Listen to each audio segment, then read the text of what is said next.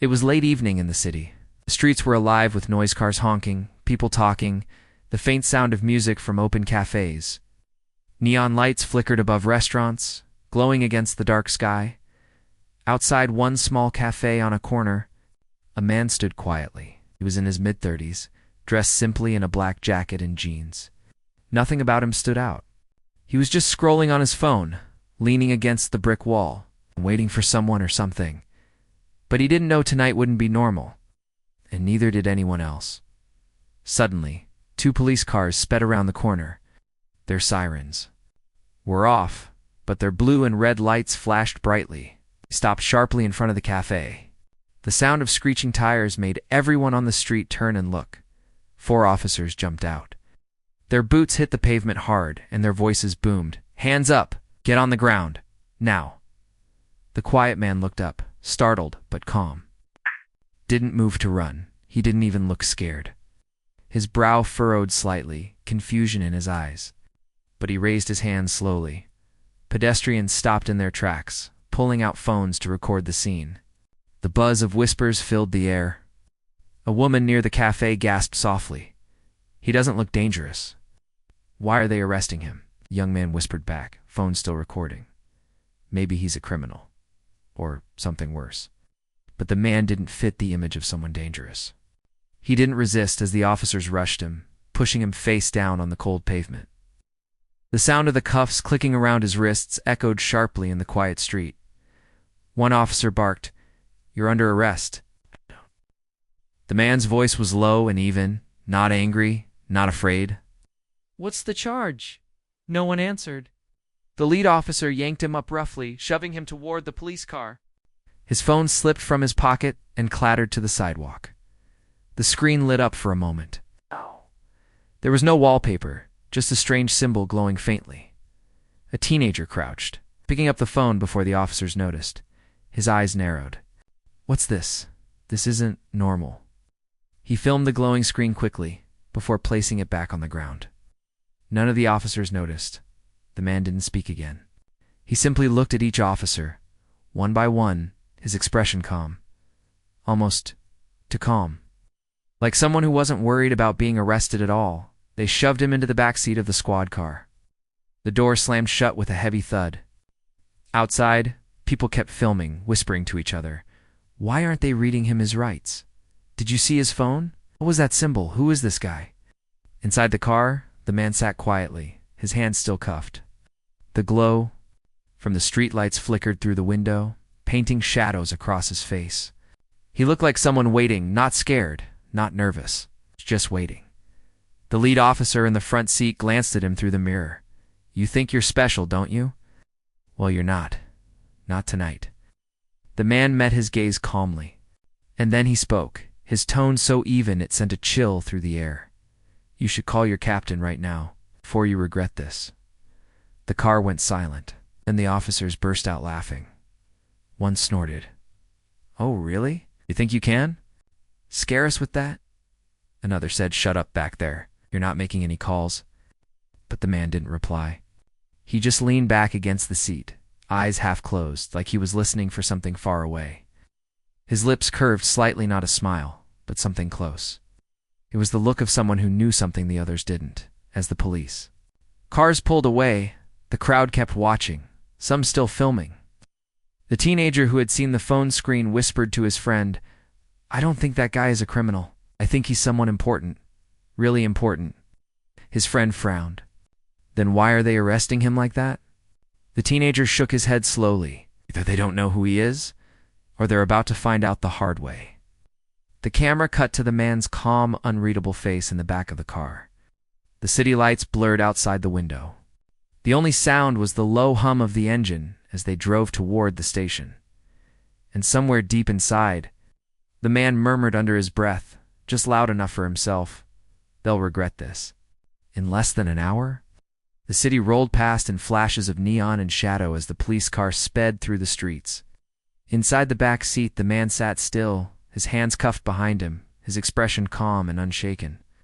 Every bump in the road jolted his body, but he didn't complain. He didn't even speak. The 2 officers in the front kept throwing glances at him in the rearview mirror. The tension in the car was thick. The lead officer, a broad man with a deep scowl, finally broke the silence. "You're awfully quiet back there. Most people start begging or yelling by now. You just sit there." His tone was mocking, almost irritated. The man lifted his eyes, meeting the officer's gaze through the mirror. His voice was low and steady. "I told you already. Call your captain. You won't like what happens if you don't." The second officer snorted. "Yeah, sure. And what are you? Some big-shot lawyer? A senator? You don't look like anyone special." The man tilted his head slightly, his expression unreadable. "No, I'm worse, and you'll find out soon enough." "Ah!" Car fell silent again. The city lights reflected off the window, casting a flickering glow over the man's face. His eyes stayed fixed on the road ahead, as if he was watching for something no one else could see. The lead officer shook his head, muttering to his partner, "He's bluffing. Probably some con artist who thinks he's untouchable." The second officer nodded. "Yeah, we'll see how tough he is when we get him booked." But despite their words, both men's hands gripped the steering wheel a little tighter. Something about the way he spoke. It didn't feel like a bluff. The car pulled into a side street heading toward the precinct. A few pedestrians turned to watch as the two police vehicles sped past, lights flashing silently. The second patrol car followed closely behind, carrying two more officers. One of them, a younger cop, leaned forward and spoke softly to his partner. "Hey, doesn't something feel off about this guy?" His partner grunted. "What do you mean?" The rookie's eyes flicked toward the first car. "I saw his phone when it fell. There was some kind of symbol on the screen, not a logo I recognize. But it was glowing, almost like a seal or a code." His partner frowned, glowing. "Phones don't do that." The rookie nodded. "Exactly, and did you notice? He hasn't even asked why he's being arrested. Most people scream about lawyers or rights. He hasn't said a word except to warn us." The older officer shrugged it off, but his jaw tightened. "Look, rookie, don't overthink it. We just follow orders, that's all." But deep down, even he felt uneasy. They arrived at the precinct, an old gray building looming at the edge of downtown. Its windows glowed faintly, but the streets around it were quiet. Too quiet. The lead officer yanked the car door open and dragged the man out roughly. The cuffs cut into his wrists, but he didn't flinch. His calm eyes scanned the building, the parked cars, the shadows between the streetlights. He said quietly, almost to himself, "They're watching already. You just don't see them yet." The officer shoved him forward. "Keep walking. You're not scaring anyone with your cryptic nonsense." The man's lips curved slightly, not a smile, not a smirk, but something that made the rookie in the second car shiver. It was the look of someone who wasn't trapped, but waiting inside the station. The fluorescent lights buzzed softly. The building was quiet, except for the faint tapping of keyboards and the hum of old air conditioners. The officers marched the man down the hall, past the holding cells. Other detainees turned their heads, staring at him as he passed. Some looked curious. Others strangely looked afraid. The lead officer shoved him into a cell and slammed the door shut. He turned to the others. "All right, let's get his info processed. Whoever he is, he's spending the night here." The rookie hesitated. "Shouldn't we call the captain first, just to make sure?" The lead officer scowled. "For what? He's not a senator. He's not a celebrity. He's just some guy. Orders were to bring him in, so we did. End of story." The man in the cell finally spoke again, his voice cutting through the room like a blade. "You're making a mistake. You have 10 minutes to change your mind before this entire building goes dark." The officers exchanged glances.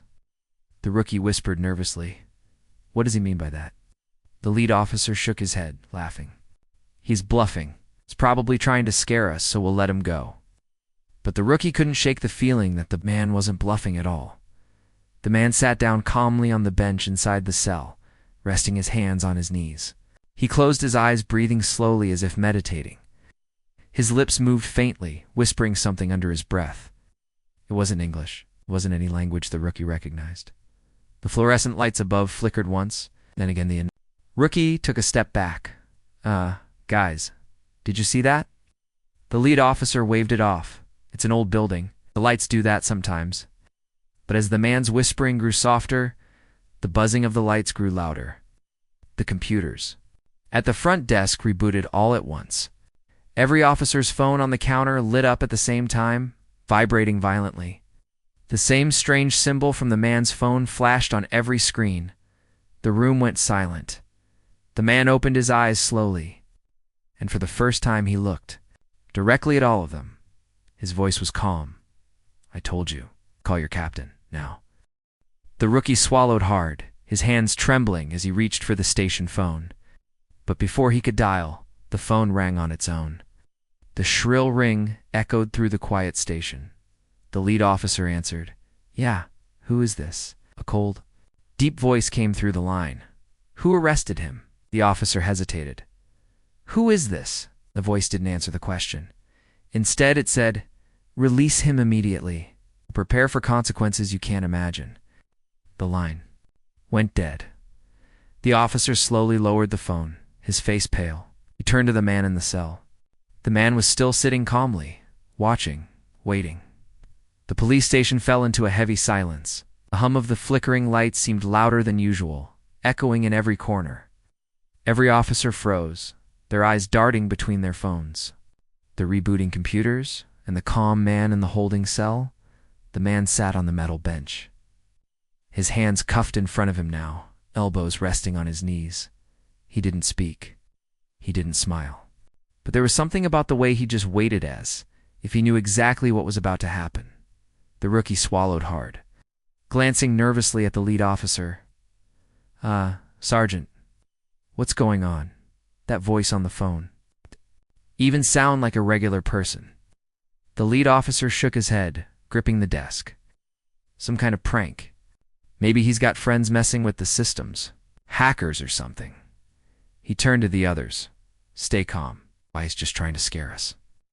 But no one looked calm. The fluorescent lights buzzed again, then dimmed. Every phone in the room lit up with the same glowing symbol, the one the rookie had seen on the man's phone earlier. A dark circle with lines spiraling out like a seal or crest. And then each screen displayed the same words, one by one. 10 minutes. The rookie stepped back instinctively. This isn't a joke, is it? He turned to look at the man in the cell. The man's eyes were half closed, as if he was resting, but his lips moved slightly. He was whispering again in that strange, foreign tongue. "Sergeant," the rookie whispered, "he knows this is happening. He's doing something." The lead officer clenched his jaw. "Or he's just part of some group pulling this stunt to scare us. We're not falling for it. He's staying right where he is." But even as he said it, his voice trembled slightly. The man opened his eyes, slowly lifting his head, looked directly at the lead officer. His gaze was calm but heavy-like. He was staring straight through him. Then he spoke, softly but clearly. "You still haven't called your captain." The lead officer glared at him. "And why would I do that? You're a suspect, not my boss." The man tilted his head. His expression didn't change, but his voice grew even calmer. "Because if you don't, you'll wish tonight had never happened." The rookie's voice cracked as he whispered to another officer. "I think we should just call. What's the harm? If he's lying, we'll know." The lead officer sighed in frustration, slamming his hand on the desk. "Fine, I'll call, but I'm not letting this guy play us." He picked up the station phone and dialed the captain's private line. It rang once before the captain answered. The voice on the other end was tense, hurried. "Who is this?" "You with him?" The lead officer blinked. "With who?" Yeah, the captain's tone sharpened. "Don't play games. Did you bring in a man?" "Mid-30s, plainclothes.com. If you did, release him immediately." The lead officer's brow furrowed. "With respect, we had orders. He was flagged in the system." "What's his crime?" The captain's voice dropped, cold and stern. "His crime? You really don't know who you're holding, do you? Listen carefully. If you don't unlock that cell in the next 5 minutes, this precinct won't exist by morning." The line went dead. The room was silent. The lead officer lowered the phone slowly, his face pale. He turned to the others. "What the hell's going on?" The rookie's voice was barely a whisper. What What did the captain say? The lead officer hesitated, his mouth dry. He said, to release him now. No questions. Every officer turned to look at the man in the cell. He hadn't moved. He was still sitting, still calm. But now, there was a faint trace of a smile. Before anyone could react, the lights flickered again. Computers all rebooted once more. Security cameras in the corners clicked and whirred, then turned on their own, all pointing toward the man's cell. Every screen in the room lit up at the same time, showing only the symbol. And then from somewhere deep in the station, a low hum began. It wasn't mechanical. It wasn't coming from the vents or the lights. It sounded like it was vibrating through the walls. The rookie stumbled back. What is that? The man finally stood up, stretching his wrists despite the cuffs. His voice was calm, steady. That is the sound of them arriving. The lead officer's breath caught in his throat. Them. Who's them? The man didn't answer. Directly, he just walked slowly to the bars, standing tall. Call your captain again if you like. It won't matter, they're already outside. The rookie ran to the window, pulling the blinds aside slightly. His eyes widened. Sergeant, you need to see this. Outside, in the dark street, black SUVs had pulled up silently. No sirens. No lights, just sleek, unmarked vehicles. Men in suits and earpieces stepped out in perfect formation, their movements precise, deliberate. Each carried something: briefcases, cases that looked like they held weapons. And strange devices the rookie couldn't identify, and they weren't rushing. They were calm, as if they were in control of everything. The lead officer froze for a long moment before finally whispering, "What have we done?" The man in the cell looked directly at him, his eyes calm but sharp. You arrested the wrong man, and now it's time to see what that mistake costs. Out. The hum outside grew louder as the men approached the building. The lights flickered again, one by one, as if responding to their presence. And in that moment, every officer in the room understood one thing clearly: whatever power this man had, it was bigger than the police, bigger than the city, and maybe even bigger than the law itself. The man stepped back from the bars, his voice soft. You have 2 minutes left. The hum outside grew louder, deep and steady, vibrating through the old brick walls of the precinct. The fluorescent lights above buzzed, flickered, and dimmed, until the entire room was bathed in a pale, uneven glow. The officers stood frozen, unsure whether to draw their weapons or stay still. The man in the cell stood quietly, his hands still cuffed, his face calm. He looked toward the station's entrance as if he could see through the walls. They're here, he said softly, his tone almost like a whisper, yet every officer heard it clearly. The rookie swallowed hard, his voice shaking. Who are they? The man's eyes shifted to him. You'll find out soon. But for your sake, I hope you're smart enough to step aside. The heavy double doors at the front of the station creaked open. No rushing, no shouting, just slow, deliberate movement. 4 men in black suits walked in first. They weren't ordinary security or agents. The way they moved was too precise, too quiet. Their faces were unreadable behind dark glasses, even though it was night. Behind them, 2 more men carried sleek black cases, their gloved hands steady. The sound of their polished shoes against the tile echoed. Like distant gunfire in the tense silence, the lead officer's hand hovered near his holster, his voice low but firm. This is a police station. Identify yourselves. One of the men in suits stopped, turning his head slightly toward him. He didn't speak. Instead, he reached into his jacket and pulled out a black envelope, sealed with the same strange symbol that had flashed across the phones earlier. He handed it to the officer without a word. The lead officer hesitated, then opened it. Inside was a single, typed message on heavy paper. It read only one sentence: "Stand down. He belongs to us." The officer's eyes darted from the paper to the suited men. His throat went dry. What is this? Some government operation? FBI? CIA? The man who had handed him the note finally spoke, his voice flat and calm. We're above those. The rookie blinked. Above the government. What does that even mean?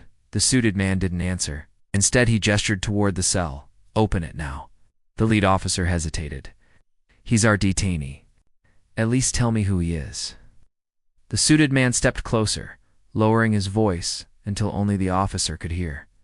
His words were quiet, but sharp enough to freeze the blood in the officer's veins. If you value your job, your career, even your life, you'll do as you're told. This man isn't your suspect. He isn't your problem, and you are. Already in deeper trouble than you realize. The lead officer glanced toward the cell again. The man inside hadn't moved. He was just watching, waiting patiently, as if he knew every word being exchanged. The rookie whispered, "Sergeant, maybe we should listen. I don't think we're in control here." The lead officer's hand trembled slightly as he reached for the keys. He didn't want to unlock the door. Every instinct screamed that this was wrong. But something told him that keeping the man locked up would be much, much worse. The key turned in the lock with a loud click. The cell door swung open slowly, its hinges creaking. The man stepped out, his movements unhurried, his eyes calm but piercing. The room felt smaller as he passed each officer, his presence heavy. Almost suffocating, one of the suited men stepped forward, producing a small device. With a quick motion, he scanned the cuffs. They unlocked instantly with a soft beep, falling to the ground. The sound of the metal hitting the tile floor echoed like a warning. The man rubbed his wrists briefly and looked at the lead officer. "You had your orders, and you ignored them. It's your first mistake." The lead officer opened his mouth to respond, but no words came out.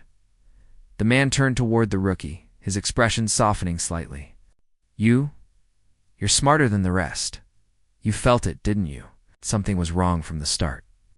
The rookie nodded hesitantly. "Yes, sir. I knew you weren't just some random guy." The man gave a faint nod, then a piece of advice. "When you see that symbol again, walk the other way." The rookie's brow furrowed. "What is it? What does it mean?" The man didn't answer. He simply turned to leave, flanked by the suited men. As they moved toward the door, one of the black cases was opened briefly. Were rows of sleek, unfamiliar devices, glowing softly with the same strange crest. The case was shut before anyone could get a closer look. Before stepping outside, the man paused. He looked over his shoulder at the lead officer one last time. His voice was low, but every syllable carried weight. "Next time, Sergeant, when someone like me tells you to make a call, do it, because next time you won't get a warning." The officer's jaw tightened, but he didn't reply. Couldn't. He just stood frozen as the man and his silent escort exited the building. Doors shut softly behind them, but the tension in the room remained. The hum outside began to fade as the black SUVs started their engines.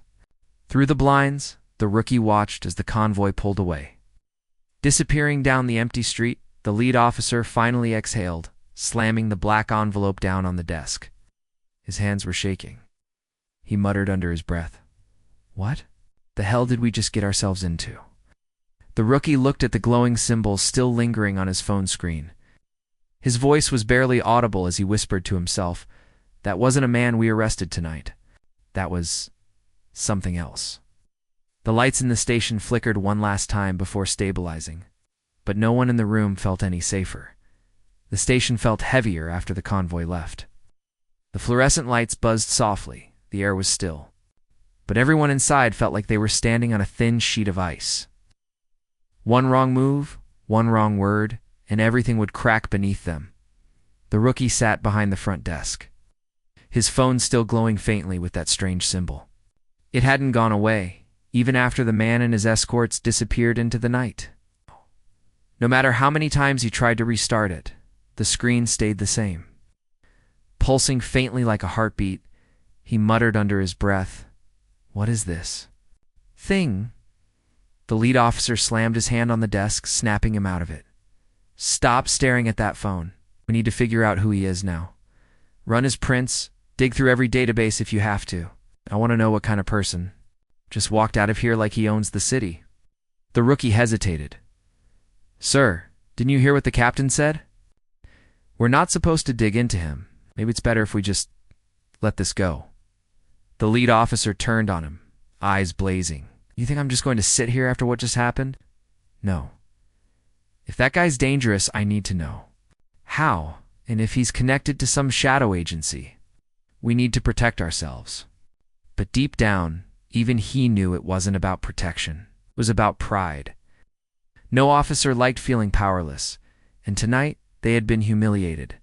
The rookie reluctantly pulled up the system. He typed in the man's name, which the arrest. Report had only partially captured 2 first initials and a last name. The screen loaded for a moment, then went black. Every computer in the station shut down at the same time. The officers exchanged uneasy glances. The rookie stammered, It's not the power. The lights are still on. It's just the systems. They're wiped." As if on cue, the station phone rang. Yes. The old landline with its shrill, almost metallic ring echoed through the quiet room. No one moved at first. Then slowly, the lead officer picked it up. "Hello?" A voice came through. It was the same deep, commanding voice they'd heard before. Calm, steady, but carrying a weight that made the air feel colder. "You were told to stand down." Ugh. Officer gritted his teeth. "Who are you? What's going on? What is he?" The voice didn't answer his question. Instead it said, "You want answers? Fine. But no, this you're already being watched. Everything you do, everything you say, is recorded now. Even in your thoughts. You're not alone anymore." The lead officer's knuckles whitened as he gripped the phone. "Shh. What do you want from us?" The voice replied simply, "Nothing, unless you keep digging. Then, we take everything." Before the officer could respond, the line went dead. The rookie whispered was that the same person from before? The lead officer nodded slowly, lowering the phone. "Yeah, and they know we were trying to trace him." Another officer, one who had stayed silent until now, finally spoke up. "Maybe we should just let it go. Whatever he is, whoever he is. He's not someone we can fight. We're just cops. He's playing on a whole different level." The rookie nodded quickly, but the lead officer's jaw tightened. He looked toward the cell, now empty, the metal door still swinging slightly from when it had been opened.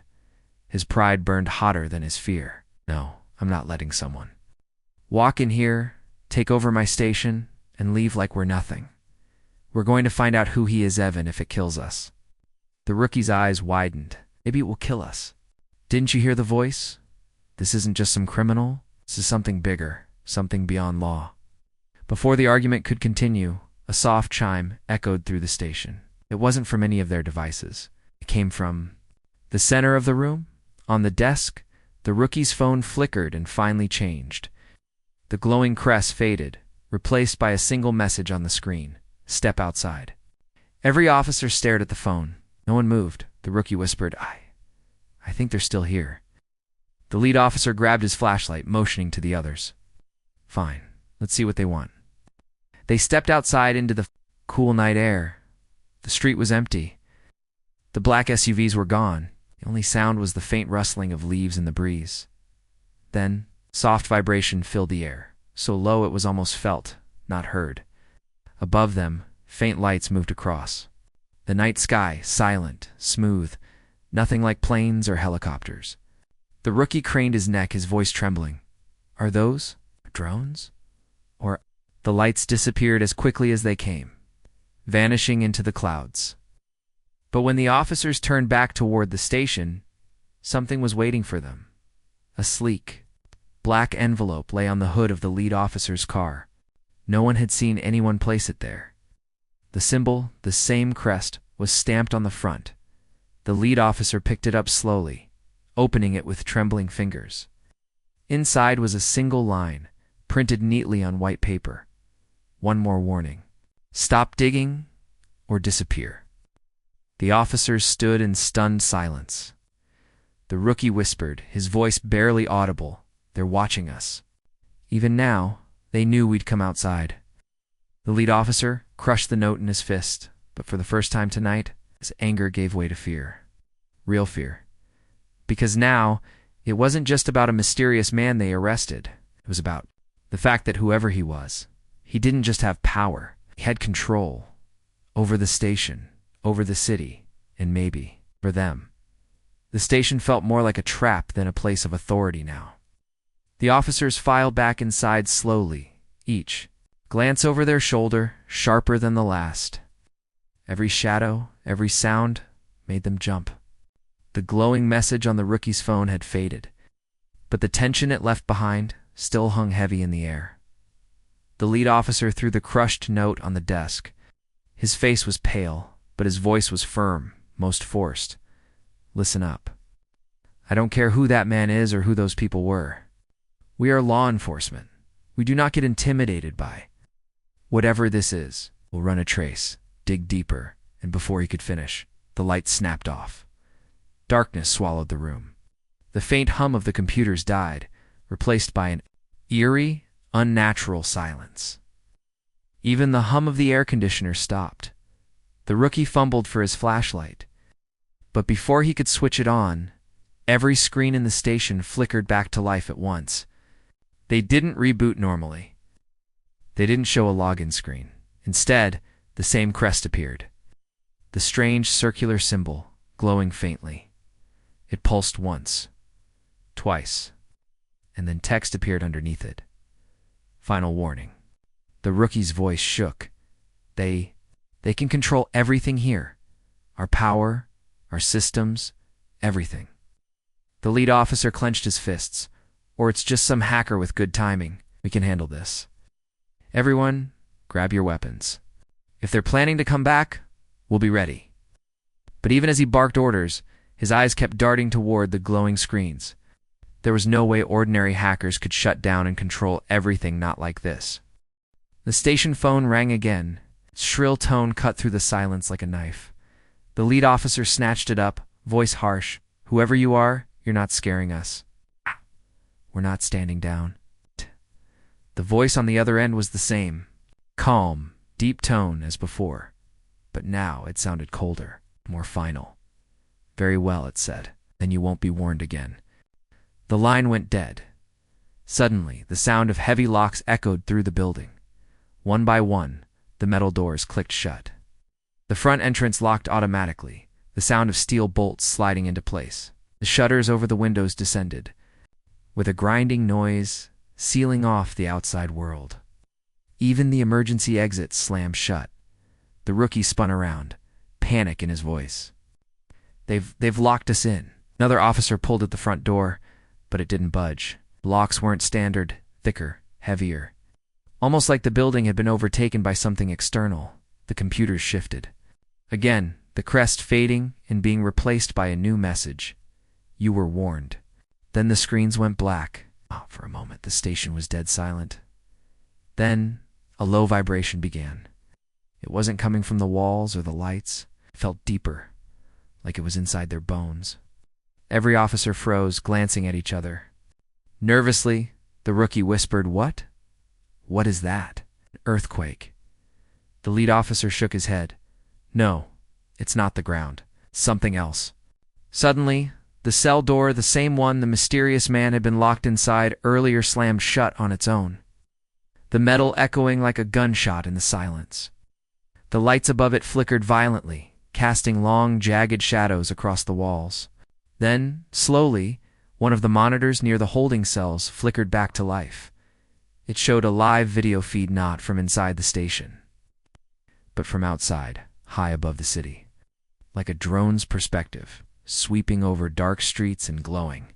Towers in the corner of the feed, and name appeared. Not the man's full name, just a code name. One word, in bold red letters. Sovereign. The rookie whispered the word under his breath. Sovereign. What does that mean? The lead officer felt his stomach tighten. He didn't know why, but hearing that name, that title, made his skin crawl. It didn't sound like a code for a fugitive. It sounded like a designation for someone who owned something, or everything. One of the officers, an older man who'd been silent most of the night, finally spoke up. His voice was low and wary. I've heard that name before, not in police work, not even in government channels, but in whispers. Some people say sovereign isn't a man, it's a rank, someone who's not under any law, someone untouchable. The rookie turned pale. So we arrested someone who can't be arrested? The older officer nodded grimly. And now we're on their radar. As if to confirm his words, the monitors lit up again, one by one. Each screen displayed a live feed of the officers themselves standing inside the station, but the footage wasn't from the security cameras, it was from angles higher up. Outside the room, as if something unseen was watching them, a new line of text appeared across all the screens at once. Your time is almost up. The rookie stumbled back. Time for what? What are they going to do? The lead officer's breathing quickened, but he tried to stay firm. Everyone, stay calm. They're bluffing. This is just intimidation. But his voice cracked, betraying his own doubt. Suddenly, the vibration stopped. The lights steadied. The room fell completely silent. And then, faintly, the sound of approaching engines broke through the stillness. Not sirens. Not regular cars. These were low, steady, and powerful like military vehicles. The rookie rushed to the shuttered window, pressing his ear against the metal. They're coming back. Whoever they are. The lead officer's jaw tightened. And for the first time that night, he realized there might be no way out. The sound of the engines grew louder, steady, and unnervingly calm. No sirens, no horns. Just a deep, low hum that made the walls of the precinct tremble. The officers huddled near the shuttered windows, flashlights flicking nervously as they tried to catch a glimpse of what was outside. The rookie pressed his ear to the cold. Metal again. They're not police vehicles, not ambulances, not anything I've ever heard before. The older officer, the one who had whispered about the name Sovereign, leaned closer, his face grim. I've heard that sound before. Once, years ago. It's not military. Not exactly. It's them. The lead officer turned sharply. It's them. You keep talking like you know something?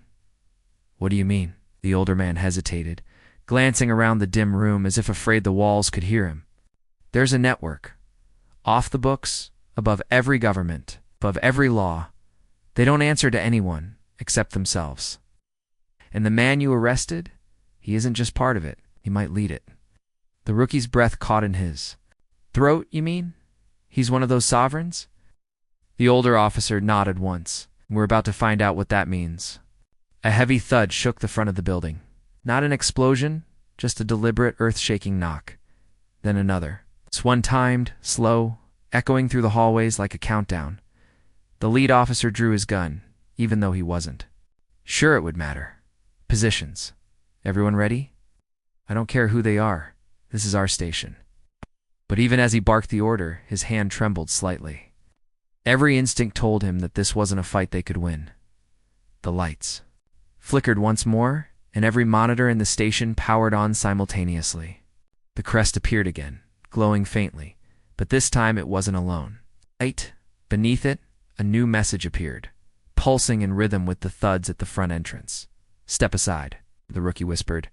They're not asking twice. Lead officer gritted his teeth. I'm not stepping aside. This is still our jurisdiction.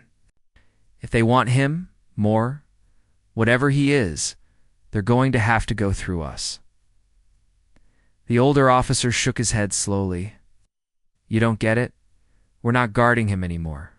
We're just in their way. A final thud echoed, louder than the rest, and then silence. The shutters over the windows began to rise on their own, slow and mechanical. The officers flinched, weapons raised. As the outside world came back into view, the street was lined with vehicles, sleek, black, unmarked. SUVs and trucks. They weren't police, but they weren't standard military either. They were cleaner, quieter, more deliberate. A row of men in suits stood at perfect attention, their faces expressionless, behind dark glasses, despite the darkness. Behind them, more figures emerge, not just men in suits, but armored operatives carrying equipment no one in the station recognized. Not guns, not explosives. Something else, and standing at the center of it all was a single figure, not the man they had. Arrested, but someone older, taller, wearing a long black coat. Even from a distance, his presence was unmistakable. He didn't need to speak to command attention. The officers felt his authority before he even moved. The rookie whispered, barely audible, that's not him, is it? The one we arrested? Older officer shook his head. No, that's someone worse. If the man we arrested is a sovereign, this one is the one they send when words don't work. The lead officer tightened his grip on his gun. What do they want now? He's already gone. Why come back? As if in answer, one of the monitors inside the station flickered to life again. It showed a live feed of the man they had arrested earlier, sitting calmly in the back of one of the black SUVs. His face was unreadable, but his voice came through the speakers in the station. Measured, chilling. You didn't listen. Now they're here. Not for me. For you. The rookie's heart pounded. For us? Why? What did we do? Voice on the screen continued. You crossed the line. You touched something you weren't supposed to touch. Now, they decide what happens to you. The screen went black dot outside. The tall figure in the coat finally moved. He raised a single hand, and the line of operatives began to advance toward the station. No shouting, no rushing. Dunked. Just a slow, deliberate march. Each step echoed like a drumbeat. The rookie backed away from the window. Sergeant, I think we need to get out of here now. The lead officer stared at the approaching figures, his breath shallow. For the first time all night, he didn't have an order to give, because deep down he knew there was no escape. The station lights dimmed again, casting long shadows across the walls. And then every door inside the building unlocked with a loud click. Not just the exits. Every internal door, including those to the evidence rooms, holding cells, restricted areas. The older officer's voice was barely a whisper. They're not just coming in, they're taking everything. The lead officer turned to Ward. The others, his voice low and tense. Everyone, back to the center of the room. Weapons ready. If they come in, he didn't finish, because at that moment, the front doors, reinforced, bolted, and locked, swung open silently. Not broken, not forced, just opened.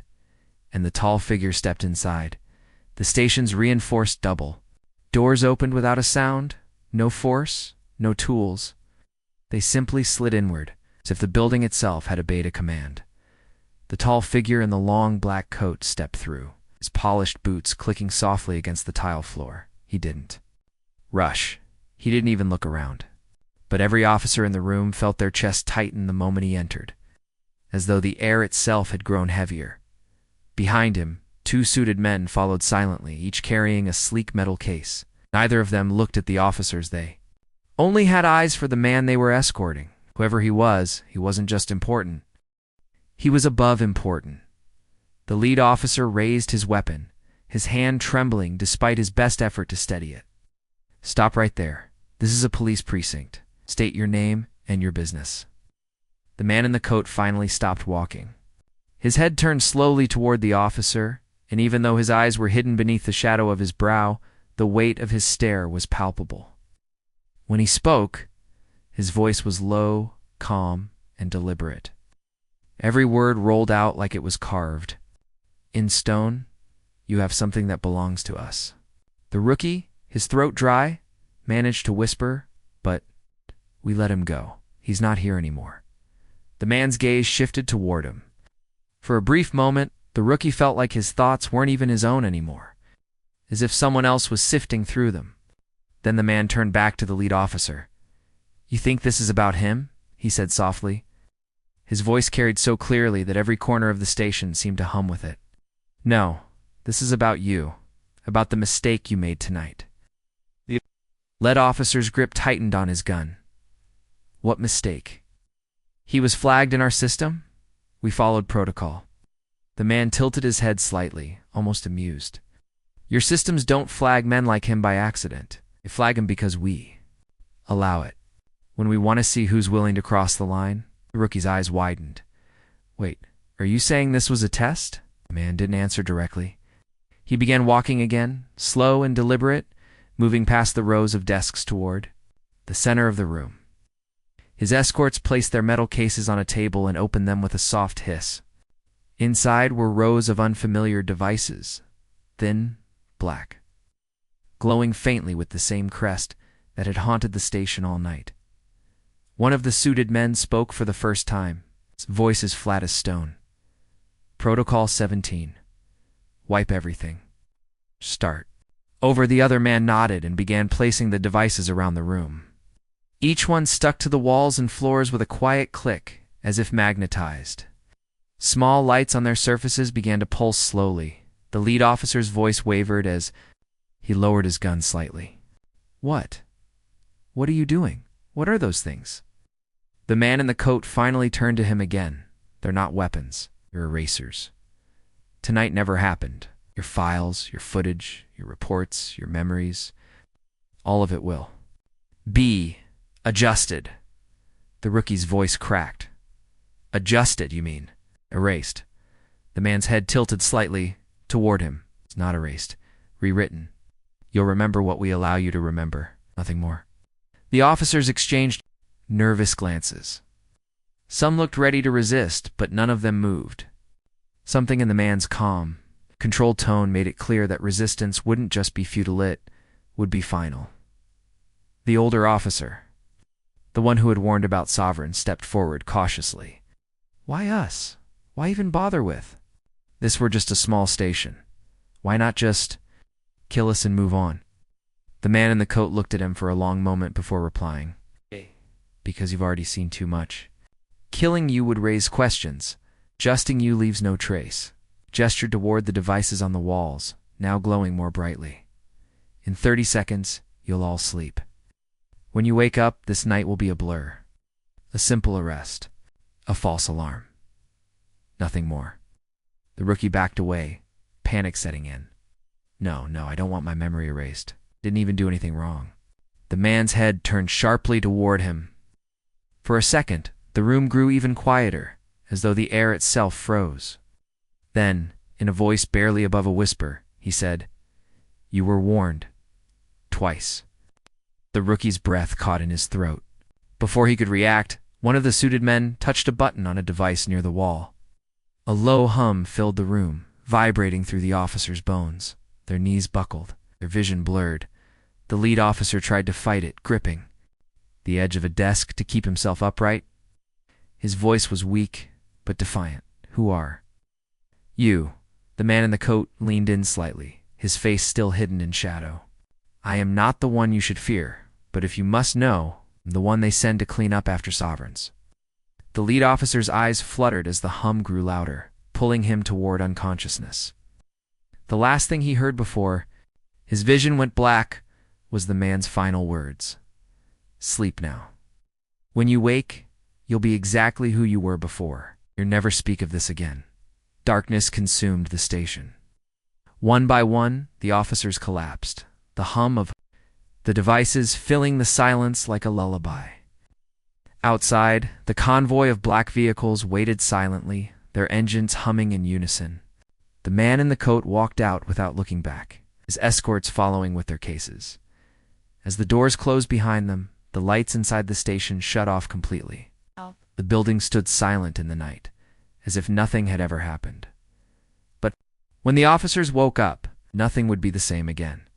The morning sun cut through the blinds of the station, painting streaks of gold across the desks. The fluorescent lights were humming steadily, the hum of the AC was back, and the computers were all running like nothing had ever gone wrong. But the officers who slowly stirred awake in their chairs felt wrong. The rookie was the first to sit up, his head pounding like he'd been asleep for days. He rubbed his eyes, blinking at the station around him. Everything was normal to normal. The lead officer stirred next, groaning as he clutched his head. What? What happened last night?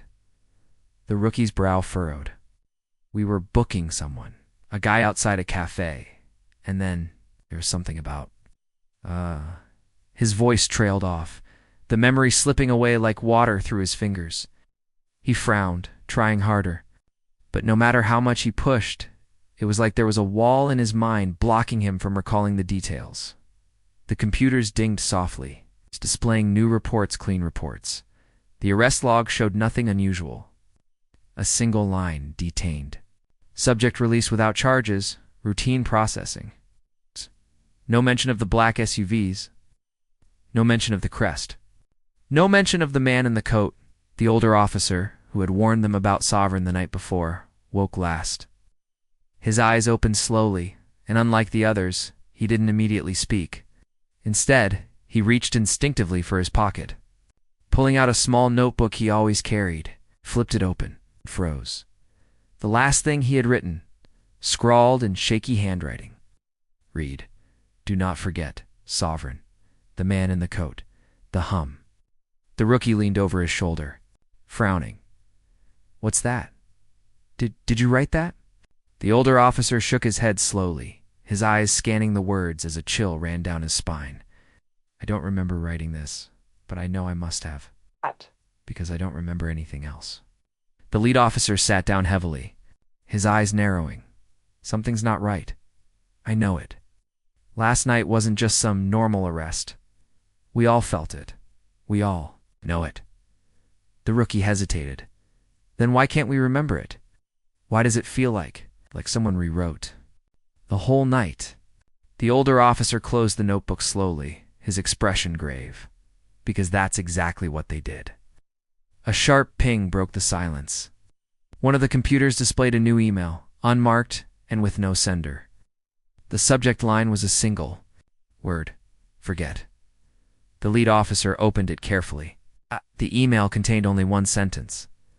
"This was your last chance to stop digging. Obey or disappear." No signature, no trace of who sent it.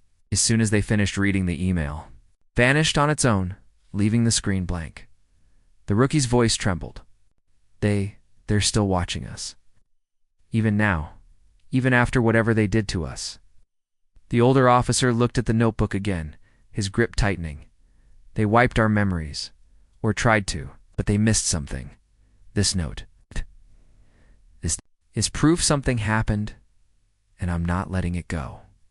The lead officer turned toward him sharply. "No, we're not chasing this anymore. Whoever they are. They erased our night without a trace. Do you really think they won't erase us next?" The rookie looked between the two men, his face pale. "So what do we do? Pretend nothing happened? Go back to normal?" The lead officer exhaled slowly. "Yes, for now, we act like last night never happened. No more digging, no more questions. Because if we push again, we won't wake up next time." The older officer tucked his notebook back into his pocket, his expression unreadable. Ow. But as the other two began returning to their routines, he glanced toward the station doors. In the faint morning light, a single black SUV was parked across the street, engine idling quietly. No driver visible, no plates, just waiting. The older officer whispered to himself, "They didn't wipe everything. They want me to remember. Just enough to know we're being watched." Inside the station, the rookie booted up his phone. The strange crest was gone. The device worked like normal again. But as he set it down on the desk, the screen lit up one more time, just for a split second. Not the crest, a short message, glowing faintly before disappearing as quickly as it came. "Soon." Oh. The rookie froze, staring at the blank screen. He whispered under his breath, "They're not done with us, are they?" The lead officer didn't look up from his paperwork. "No, they're never done. And if we're smart, we'll act like we never even saw that." But deep down, they all knew this wasn't over. It had only just begun. The day passed in uneasy silence. Phones rang, paperwork shuffled, and citizens came in with routine complaints like any other day. Every time the station door creaked, they half expected another man in a black coat to walk through. The rookie couldn't stop glancing at his phone. It looked normal now, but he kept waiting for the screen to flash again. That single word, "soon," kept echoing in his mind. The older officer, meanwhile, kept touching the notebook in his pocket. The words he had scrawled during the blackout words. He didn't remember writing burned in his thoughts like a warning he couldn't ignore. "Do not forget, Sovereign, the man in the coat, the hum," and the lead officer. He pretended to be calm, filing reports and answering calls. But inside, he was just waiting. Waiting for the next knock on the door, the next warning. Or the final one. Night fell. The station grew quiet. Most of the day's staff had gone home.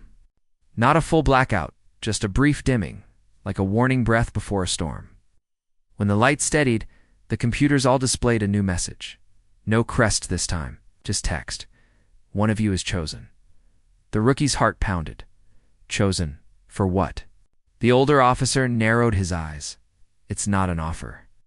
It's a summons. Every computer screen went dark again. A faint click echoed from the front doors. They weren't supposed to open. They'd been locked for the night. But slowly, silently, they slid open on their own. A gust of cold air swept in, carrying with it the faint sound of an engine idling outside. The rookie backed toward the center of the room. They're here again. Beyond them, parked in the glow of the streetlights, was a single black SUV. Its windows were tinted so dark they reflected the street like a mirror. The back door opened by itself, invitingly. The lead officer growled under his breath. No. One's going. We're not playing their game. But the older officer's gaze didn't leave the SUV.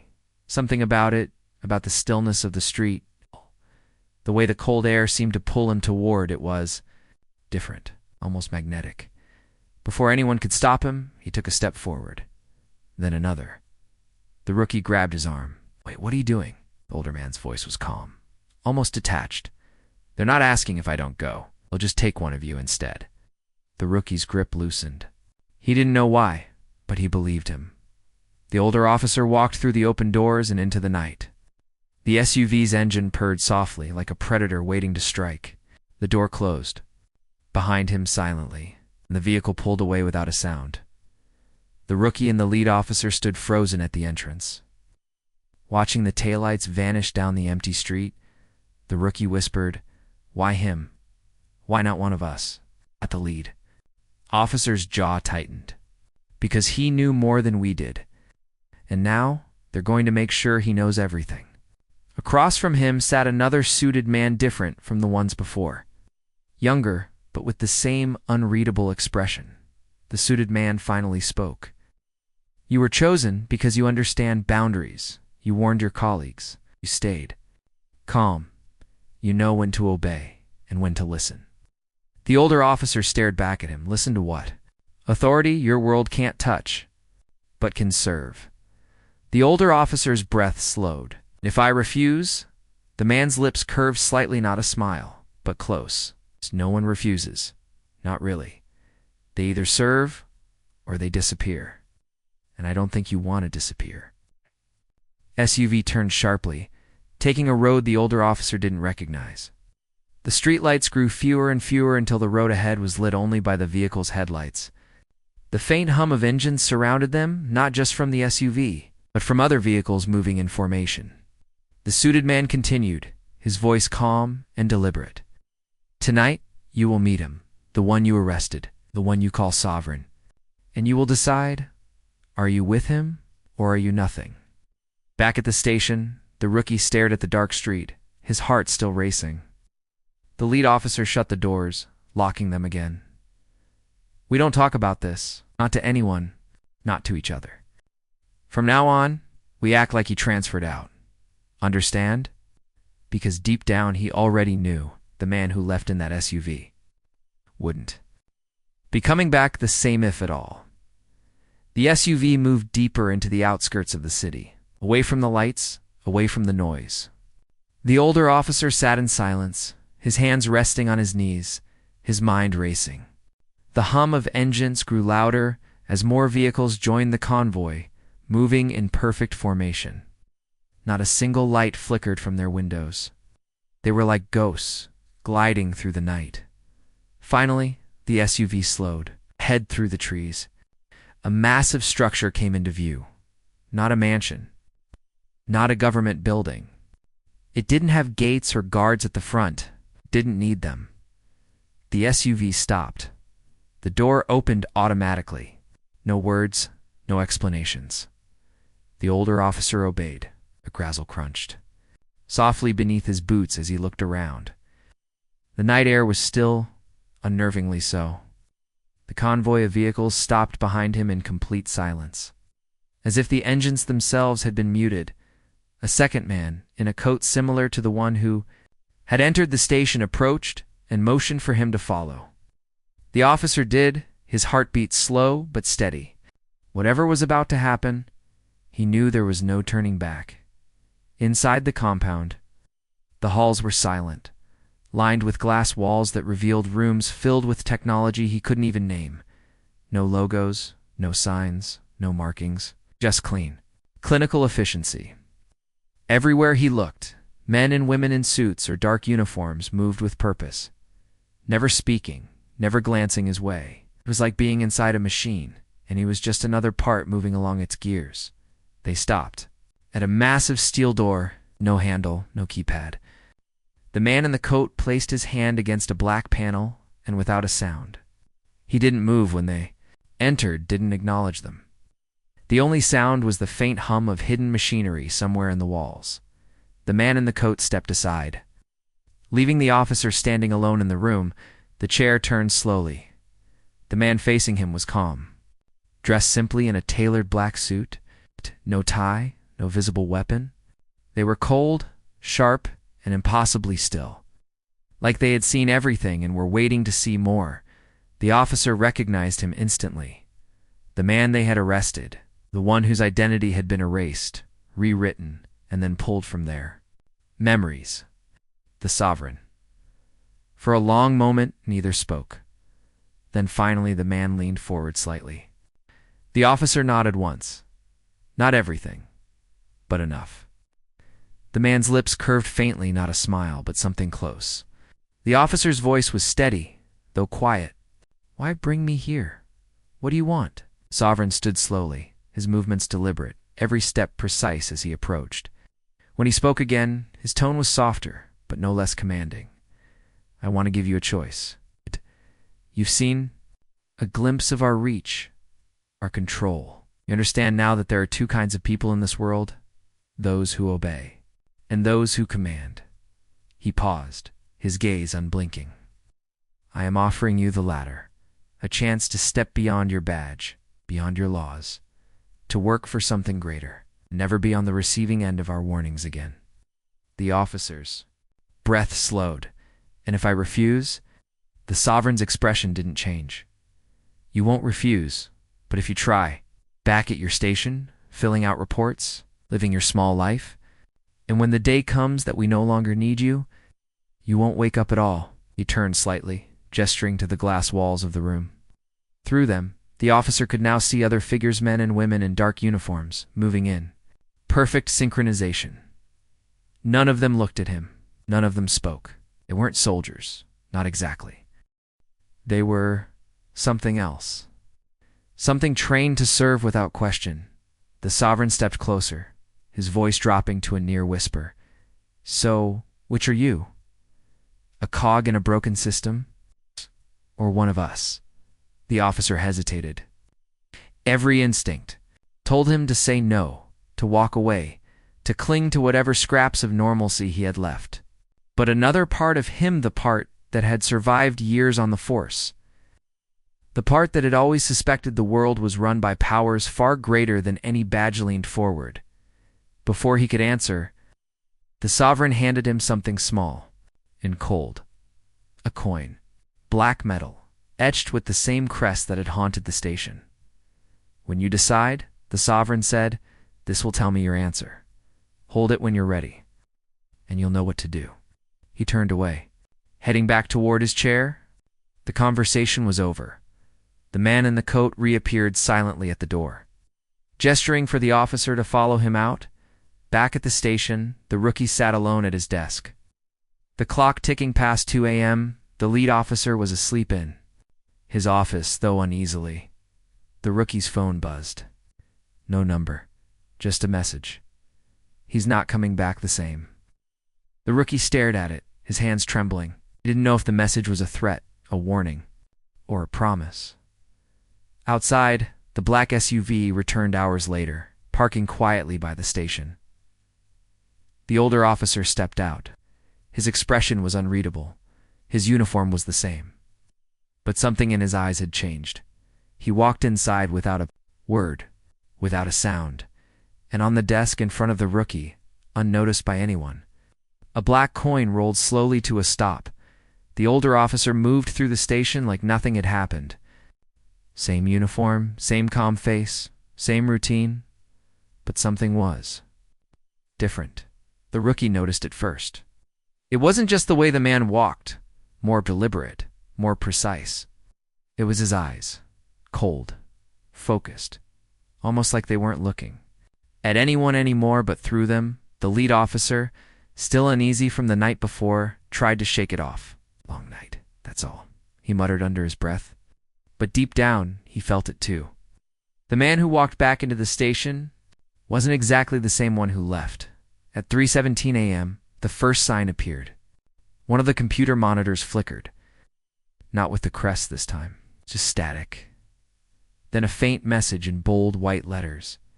He belongs to us now. The rookie saw it, his face draining of color. He pointed at the screen. Do you see that? By the time the lead officer looked, the screen was normal again, displaying routine reports. The older officer, standing near the break room, turned his head slightly at the commotion. His expression didn't change. The rookie leaned closer to the lead officer, whispering, "It's them. They're telling us. He's one of them now." The lead officer rubbed his temples, his jaw tight.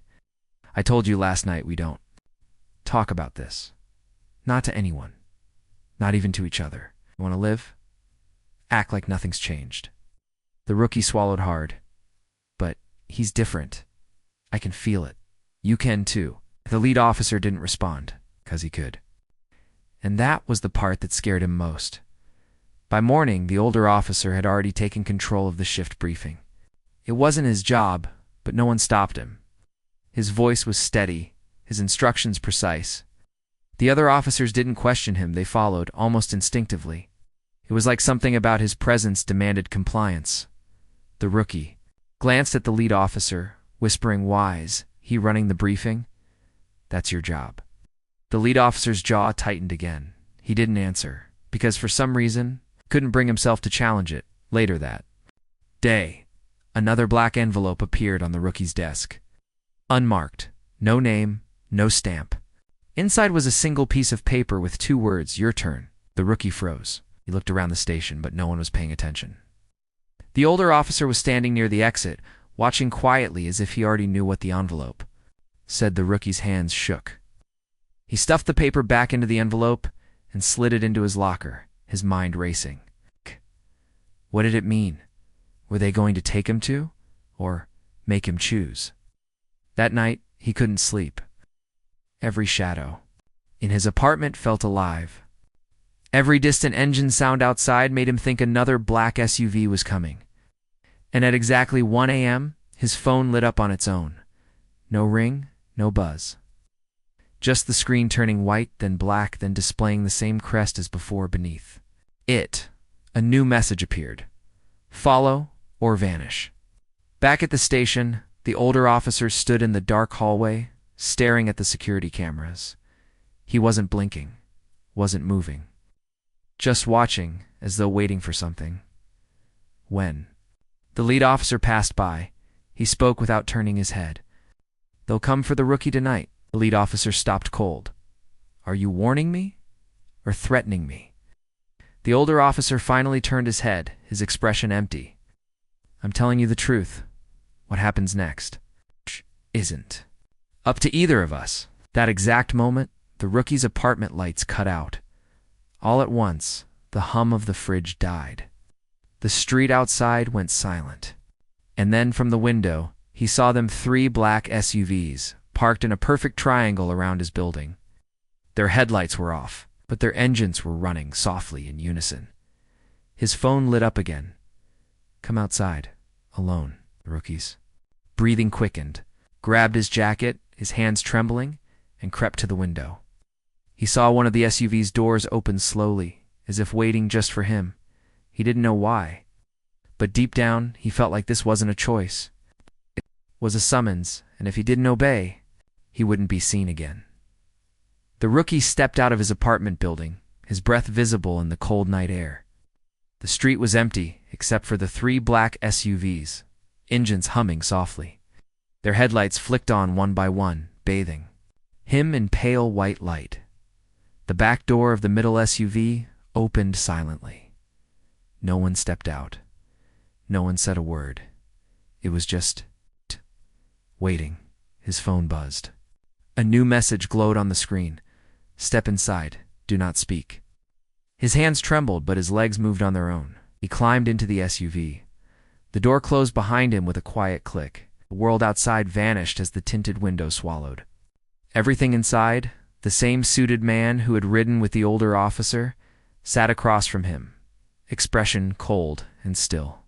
No greeting, no explanation. The SUV pulled away, followed by the other two in perfect formation.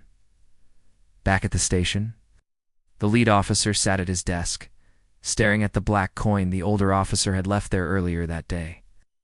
It felt heavier than it should, as if it wasn't just metal, but something else.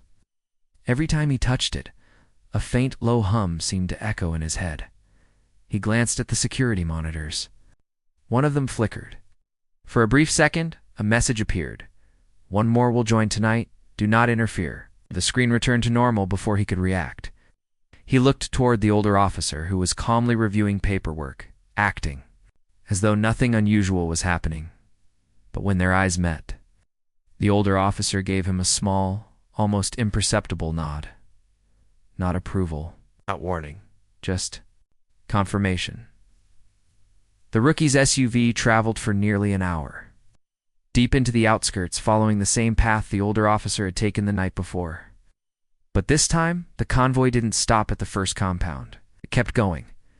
Eventually, the road disappeared entirely. The SUVs moved off the asphalt, down a narrow dirt path that cut through a dense forest. The trees loomed so high that even the moonlight couldn't pierce through.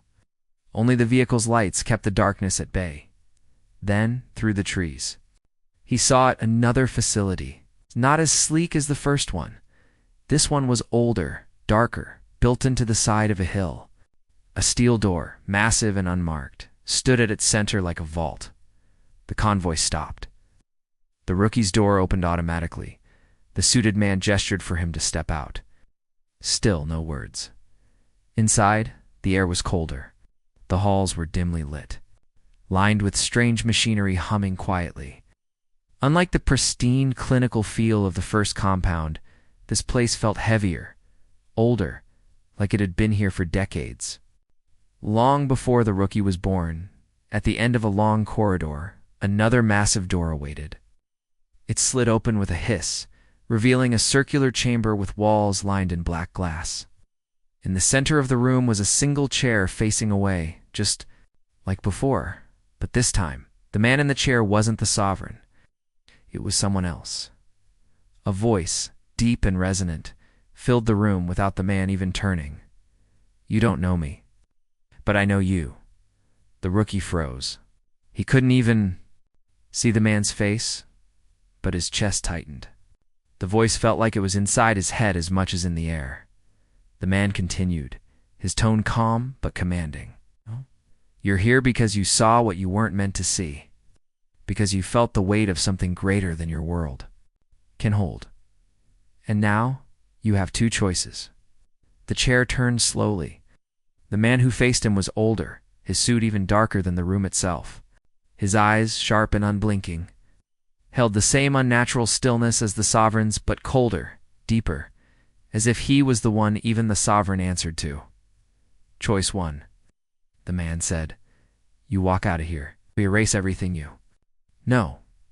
You go back to your life, till the day we decide you've lived enough." He paused, his gaze unshaken. "Choice two, you serve, not as a cop, not as a man bound by rules, but as one of us. And once you join, there is no going back." The rookie's throat went dry. He thought of the older officer, of how he'd changed after his own visit, of the black coin, the cold stare, the way everyone seemed to obey him now without even questioning why. He swallowed hard. "And if I refuse?"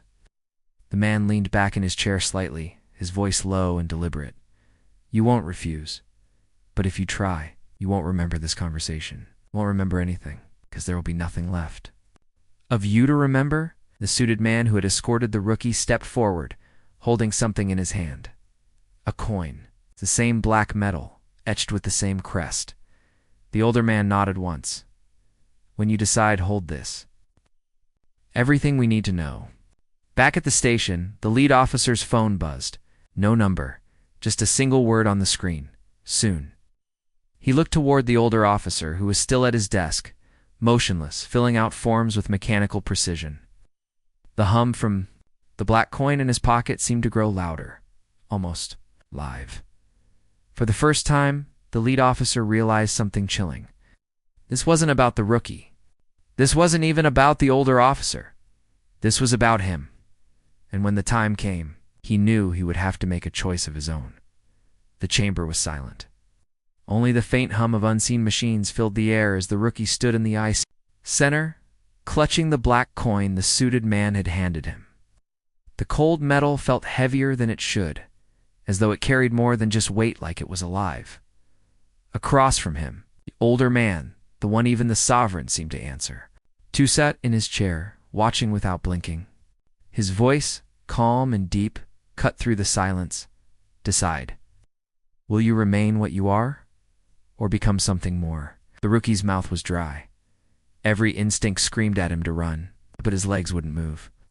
The door behind him had already sealed shut. Meanwhile, at the station, the lead officer sat in his dark office, staring at the same kind of coin sitting on his desk. He hadn't noticed it before. It hadn't been there earlier. Yet now, it was waiting for him, gleaming faintly under the dim desk lamp. The older officer stood in the doorway, silent, watching.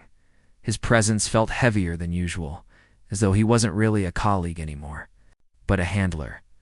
The lead officer broke the silence. They're pulling him in tonight, aren't they?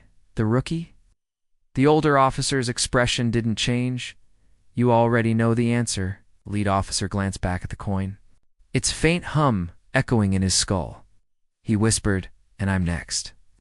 Inside the compound, the rookie's fingers tightened around the coin. He forced himself to speak. What happens if I say no? The older man didn't move. His eyes were like glass, reflecting nothing. You won't say no, but if you do, you will simply cease. No pain, no memory, no trace you ever existed. The rookie's breath caught in his chest. And if I say yes? The older man leaned forward slightly. You will serve. You will rise. And you will never fear the ones in the shadows again, because you will become one of them. Back at the station, the lead officer picked up the coin. The hum in his head grew louder, almost like a voice whispering just beyond his comprehension. His phone buzzed on the desk, vibrating violently. The screen lit up, displaying the same word it had shown before. Soon. He looked up at the older officer. You made your choice, didn't you? The older officer finally spoke, his voice calm and low. It wasn't a choice, it was survival. The rookie closed his eyes in the chamber, the cold metal pressing into his palm. Images began to flash in his mind, cities he'd never seen. People in black coats moving through government offices, boardrooms, even military bases. The network wasn't just powerful, it was power. If he refused, they'd erase him like he was nothing more than a typo on a screen. His hand trembled, and then slowly, he gripped the coin tight. The lights in the chamber dimmed. Hymn grew louder, vibrating through the walls, through his chest. Through his bones, the older man's voice echoed, not just in the room, but inside his head. Good, now. You belong to us. At that same moment, the lead officer's coin pulsed faintly in his hand. It grew warmer, as if responding to something far away. He set it down quickly, his heart racing. The older officer watched silently. They know your decision already. Whether you realize it or not, you've already started down the path. The lead officer's jaw tightened. I haven't chosen anything. The older officer tilted his head slightly. You think you still have a choice? That's what I thought too, before they showed me how wrong I was. Inside the compound, the rookie opened his eyes. The room looked the same but felt different. The hum was no longer just noise. It was clearer now, like a frequency only he could hear. The suited man who had escorted him stepped forward, handing him a small earpiece and a sleek black card with no markings. These are yours. Now, he said, his voice monotoned. No more questions, no more hesitation.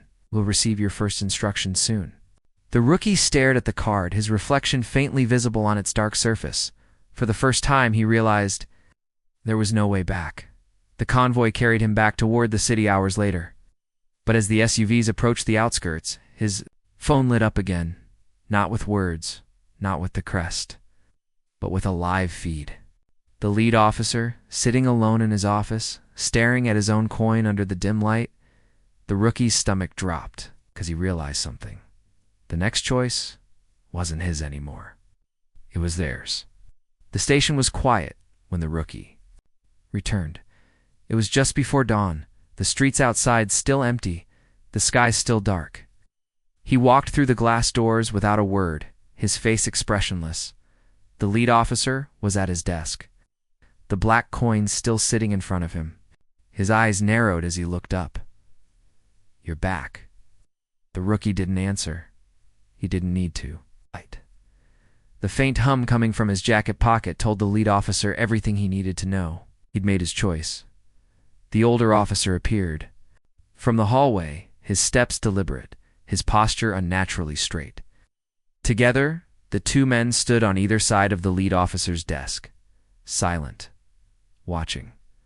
The lead officer leaned back in his chair, forcing a calm he didn't feel.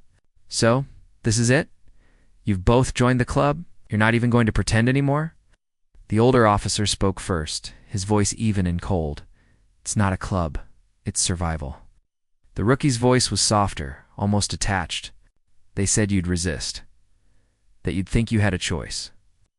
The lead officer's hand twitched near the coin, but he didn't touch it. "Do I?" The older officer shook his head slowly. "No. The only question is whether you walk out. Of here breathing or not at all." The station lights flickered. Every computer screen went black, then displayed the familiar crest. The speakers crackled to life with a voice the lead officer had only heard once before the Sovereign. "Detective." The calm voice said, "It's time to stop fighting what you don't understand. It's step forward or disappear." The rookie, an older officer, didn't move. They didn't need to. The room itself felt like it was closing in, pressing the lead officer toward the decision he didn't want to make. He stood slowly, his eyes shifting between the two officers' men he'd worked with for years, now strangers wearing familiar faces. "Let me guess," he muttered. "If I take the coin, I'm one of you. If I don't," the rookie interrupted softly, "you're nothing, not even a memory." The lead officer's fists clenched. Every instinct in him screamed to fight, to grab his badge and his gun and get as far away as possible. But he knew, deep down, none of that would matter. They weren't just men anymore. They were part of something larger, something that didn't care about rules, bullets, or fear. The Sovereign's voice continued, still calm, still cold. "You've seen our reach. You've seen what happens when people refuse. There is no going back to your life, detective. There is only forward, or nothing." The coin on the desk pulsed faintly, the low hum vibrating through the wood. It felt like it was waiting for his hand. The older officer stepped closer, placing a hand on the desk. His voice lowered to a whisper. "I fought it too. For one night. Then I realized there's no winning, only surviving." The rookie finally spoke again, his tone distant, almost like he wasn't fully present anymore. "They sent us to bring you in, not to convince you, not to debate. It's just to deliver you." The lead officer glanced between them, his jaw tightening. "And if I say no?" The lights dimmed again. Outside, the low, familiar hum of engines filled the air. 3 black SUVs were parked outside the station now, perfectly aligned there, engines running in perfect unison. The Sovereign's voice echoed through the speakers one last time. "Then you vanish, like you never existed. Your choice, detective." The lead officer stared down at the coin, its faint glow reflecting in his eyes. He could feel it pulling at him like a magnet, like a hook sinking deeper the longer he looked. His breath slowed, every muscle in his body tensed. Finally, he looked up at the 2 men standing over him. "Take me to him," he said, "but I'm not touching that thing. Not yet." The rookie and older officer exchanged a glance, saying nothing. He turned and walked toward the doors, expecting him to follow. Outside, The SUV's doors opened in perfect unison, their interiors dark as voids. The hum of their engines grew louder, almost alive. The lead officer hesitated at the threshold of the station, staring into the waiting vehicles. He knew the moment he stepped inside, his life as he knew it was over. But if he didn't, his life would end entirely. The convoy of SUVs glided through the dark countryside. Not a word was spoken inside. The lead officer sat between the rookie and the older officer, his hands resting on his knees. His badge felt useless now, his gun heavier than ever. Neither could protect him from what was coming. Outside, the world grew darker. The trees rose higher. The sky itself felt distant, as if the road was pulling them into a place beyond the world he knew. Ahead, through the fog, the same sprawling compound emerged, the one he had seen only in reports, whispers, and rumors. But this time, he wasn't stopping there. The convoy bypassed it, following a hidden road that cut deeper into the forest. After nearly an hour, they reached a gate so massive it looked more like the entrance to a fortress than a facility. The steel doors opened without a sound, revealing a tunnel lined with faint pulsing lights. The SUVs entered, swallowed whole by the darkness. Inside, the air was cold. The tunnel seemed to descend deeper and deeper, as though they were traveling underground for miles. Finally, the vehicles stopped. The doors opened.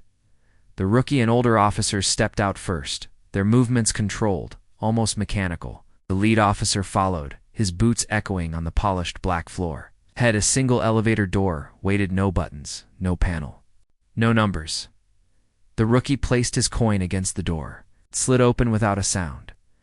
The elevator descended for what felt like forever. No music, no light, except the faint glow from the floor. The lead officer's reflection stared back at him. From the dark, polished walls, he barely recognized himself. His eyes looked older, colder, like he was already becoming one of them. Finally, the elevator stopped. The doors opened into a vast, circular chamber. The walls were made of black glass, reflecting shadows that didn't seem to belong to anyone. In the room, and at the center, on a raised platform, sat the man they had all been waiting for. The Sovereign. He wasn't dressed like a leader of an empire. No gold, no medals, just a simple black suit. His posture calm, his gaze sharp. Those same cold, unblinking eyes locked onto the lead officer. "Detective," the Sovereign said, his voice soft but filling the entire chamber, "you've run long enough. Now, we end this." The lead officer stepped forward cautiously. "End what? I didn't ask for this. Didn't want any part of it." The Sovereign tilted his head slightly. "And yet, here you are. Because whether you wanted it or not, you've always been part of this game. Your investigations, your cases. Every file you touched was ours." The lead officer froze. "What are you saying?" The Sovereign rose from his chair, moving with deliberate calm. "You thought you were chasing criminals, solving mysteries, uncovering truths. Everything you've done has been by our design. Every promotion, every partner, every case was placed to see if you would break or ascend." The lead officer's stomach sank. "So this was all a test? My entire career?" The Sovereign's lips curved faintly, not a smile, but something close. "Your entire life was preparation for this moment." The rookie and older officer stepped closer, standing on either side of the platform. Neither spoke. Their faces were unreadable, their loyalty absolute. The Sovereign held out his hand. In his palm was a coin larger than the others, its surface darker, the crests glowing faintly like molten metal. It pulsed with a low hum that seemed to vibrate through the entire chamber. "Take it," the Sovereign said, "and you will never fear again. No laws, no death, only power." The lead officer stared at the coin. Every muscle in his body told him to reject it, to walk away. But another voice, faint, deep, and relentless, whispered in his mind, "There is no walking away. Only forward, or nothing." He reached out slowly, but just before his fingers touched the coin, he stopped. His eyes locked on the Sovereign's. "What happens if I refuse?" Sovereign didn't blink. You won't. The lead officer's jaw tightened. And if I do? The Sovereign's gaze didn't waver. Then you disappear. Not just from this room, not just from memory, from existence. No one will remember you ever lived. Not your friends, not your family, not even the earth itself. The hum from the coin grew louder, vibrating in his bones. The room felt smaller, colder, like the shadows on the walls were leaning closer, waiting to swallow him whole. The lead officer closed his eyes. He thought of his life, the job, the partners, the cases. Had any of it ever really been his?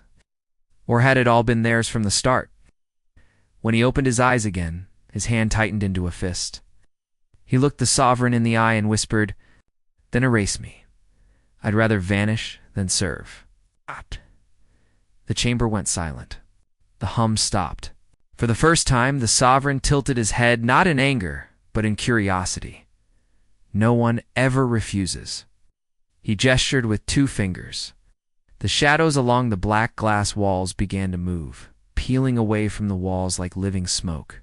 They slid across the floor toward the lead officer, wrapping around his legs, his arms, his chest.